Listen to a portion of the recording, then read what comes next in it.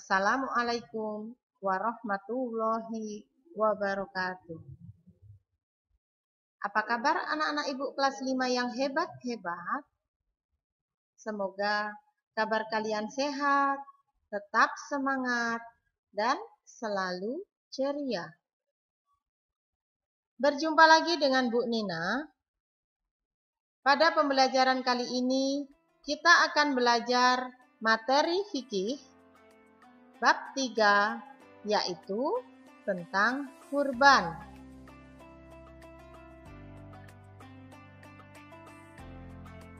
Materi yang akan kita pelajari pada pertemuan kali ini, yang pertama adalah sejarah kurban. Kemudian yang kedua, pengertian kurban. Yang ketiga, hukum kurban. Yang keempat, waktu penyembelihan kurban. Yang kelima, syarat hewan kurban. Yang keenam, tata cara kurban. Yang ketujuh, cara membagikan daging kurban. Dan yang kedelapan adalah rumah kurban. Baik anak-anak ibu, mari kita mulai dulu pada sejarah kurban. Sejarah kurban bermula dari perintah Allah Subhanahu wa Ta'ala kepada kedua putra Nabi Adam alaihissalam, yaitu yang bernama Qabil dan Habil. Pada waktu 3 malam berturut-turut, Nabi Ibrahim alaihissalam bermimpi menyembelih putranya, yaitu pada malam tanggal 8, 9, dan 10 Zulhijjah.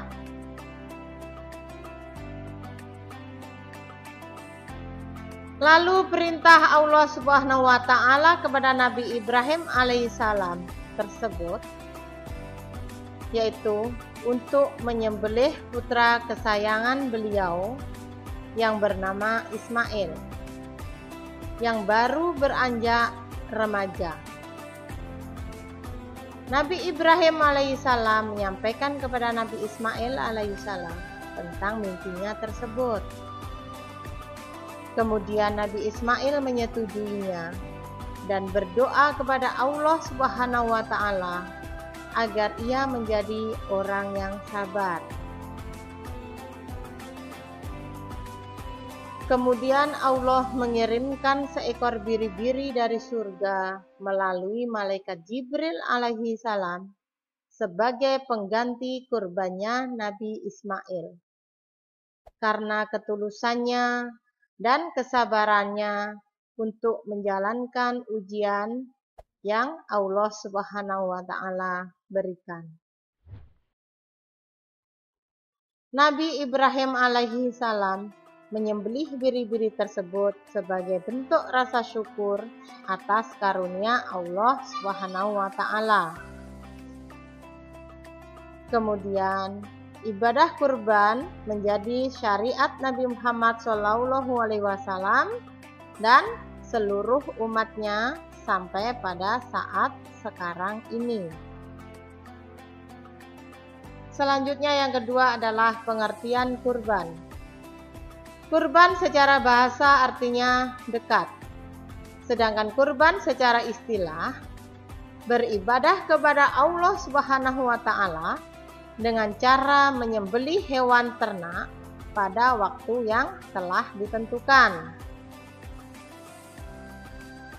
Kemudian soal yang anak-anak ibu bisa kerjakan di rumah, atau yang anak-anak ibu harus kerjakan di rumah. Yang pertama adalah kurban pertama kali diperintahkan Allah Subhanahu wa Ta'ala kepada titik-titik. Kemudian yang kedua, kurban secara istilah artinya adalah titik-titik. Baik anak-anak ibu, kita lanjutkan pada yang ketiga, yaitu hukum kurban. Hukum kurban dibagi menjadi dua, yaitu yang pertama sunnah muakkad, yang artinya perbuatan sunnah yang sangat dianjurkan oleh Rasulullah Shallallahu Alaihi Wasallam kepada umatnya yang mampu. Kemudian yang kedua adalah wajib kurban karena nazar. Jadi hukum kurban wajib dikarenakan memiliki nazar. Nazar artinya berjanji kepada Allah Subhanahu wa Ta'ala. Contoh nazar adalah, jika aku dapat juara 1, maka aku akan berkurban. Nah,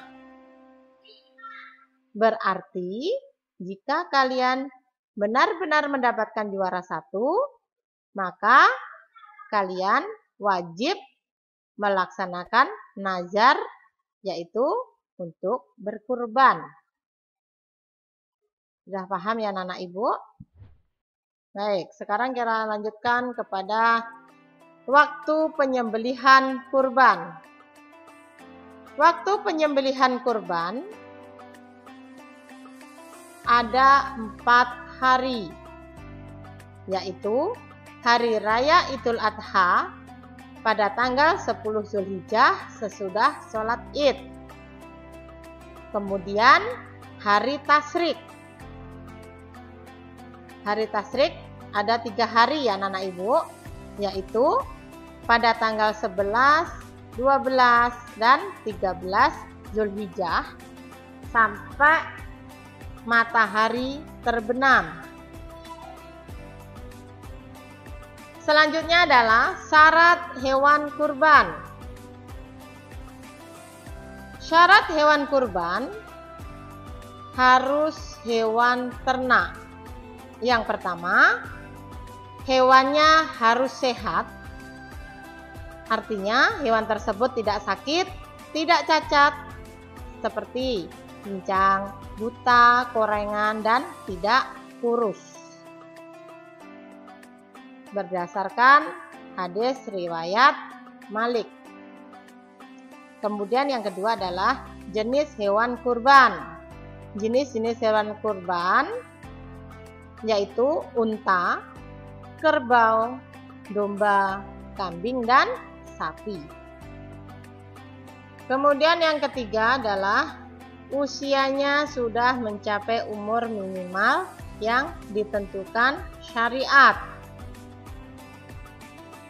Sudah musinnah, yaitu binatang yang sudah ganti gigi serinya, berumur 1 tahun lebih.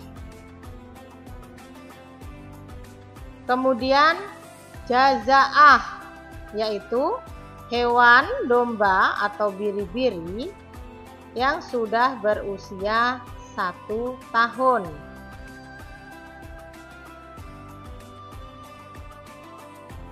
Lalu unta yang sudah berusia 5 tahun. Sapi dan kerbau usia 2 tahun. Kemudian kambing atau domba yang sudah berusia 1 tahun.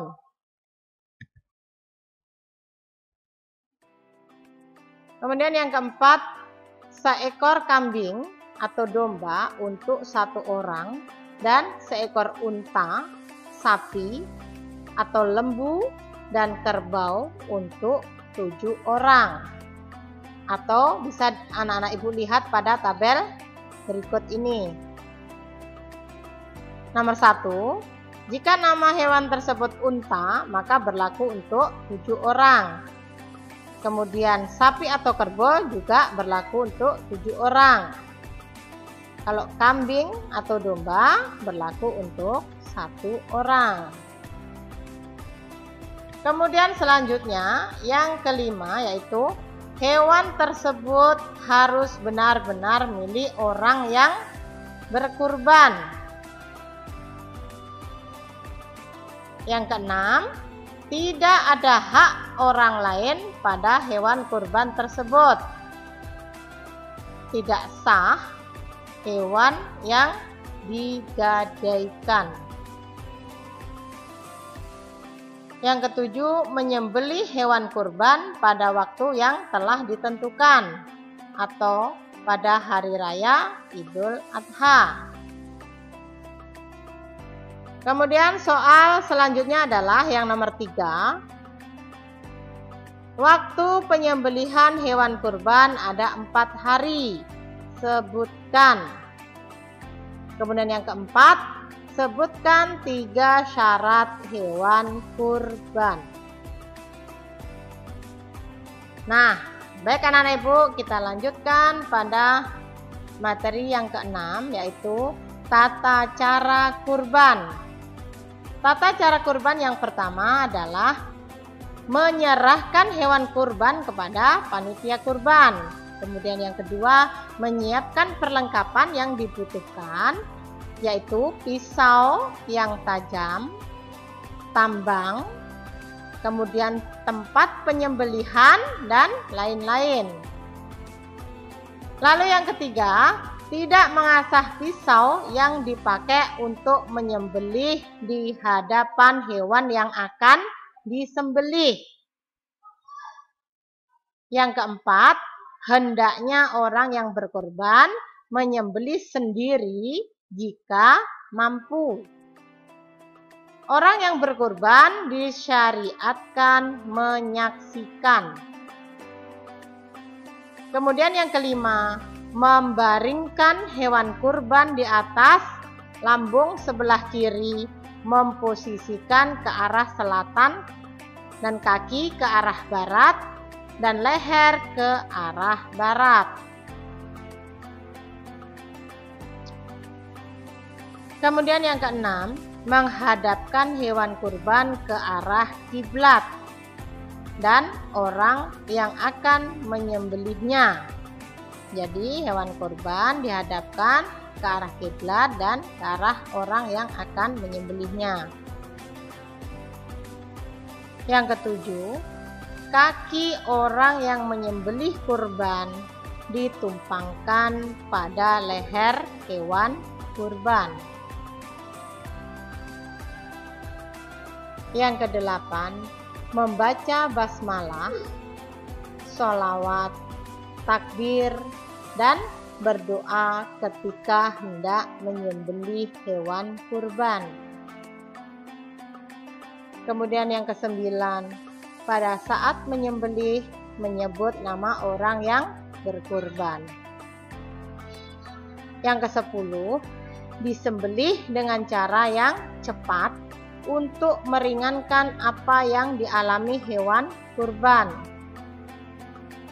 Kemudian yang ke-11, pastikan bagian tenggorokan, kerongkongan, 2 urat leher, kanan dan kiri telah terpotong. Dan yang ke-12, setelah hewan kurban disembelih dengan benar, lalu dikuliti, dipotong-potong dagingnya dan tulangnya, kemudian dibagikan kepada orang yang berhak menerimanya. Selanjutnya yang ketujuh adalah cara membagikan daging kurban. Cara membagikan daging kurban yang pertama adalah kurban nazar. Seluruh daging dan tulang semuanya dibagikan kepada fakir miskin. Orang yang berkurban nazar tidak boleh memakan hewan kurbannya. Kemudian yang kedua, kurban sunnah muakkad. Dalam pembagian dagingnya dibagi menjadi 3 bagian. Yang pertama, 1/3 daging kurban untuk orang yang kurban dan keluarganya. Kemudian 1/3 daging kurban disedekahkan kepada fakir miskin. Selanjutnya 1/3 daging kurban lagi diberikan kepada orang-orang di sekitar kita. Jadi cara membagikan daging kurban sunnah muakkad dan kurban nazar itu berbeda ya anak-anak ibu. Baik. Kemudian hikmah kurban. Yang pertama, menjadi hamba yang pandai bersyukur terhadap nikmat Allah. Kemudian yang kedua, bukti cinta sejati kepada Allah Subhanahu wa Ta'ala. Dan yang ketiga, semakin mendekatkan diri kepada Allah Subhanahu wa Ta'ala. Yang keempat, mempererat tali silaturahmi antara orang yang kurban dengan orang yang menerima kurban. Kemudian yang kelima, kepuasan batin dapat menggembirakan fakir miskin. Yang keenam, mengenang ujian kecintaan Allah Subhanahu wa Ta'ala kepada Nabi Ibrahim. Kemudian soal yang terakhir yang kalian harus kerjakan di rumah adalah nomor 5, yaitu apakah perbedaan kurban nazar dan kurban sunnah muakkad. Jadi pertanyaan nomor 5 adalah apakah perbedaan kurban nazar dan kurban sunnah muakkad? Baik anak-anak ibu, kiranya ibu cukupkan sampai di sini dulu pembelajaran fikih kita pada pertemuan kali ini, dan insya Allah kita akan lanjutkan pada pembelajaran berikutnya. Terima kasih. Selalu jaga kesehatan. Wassalamualaikum warahmatullahi wabarakatuh.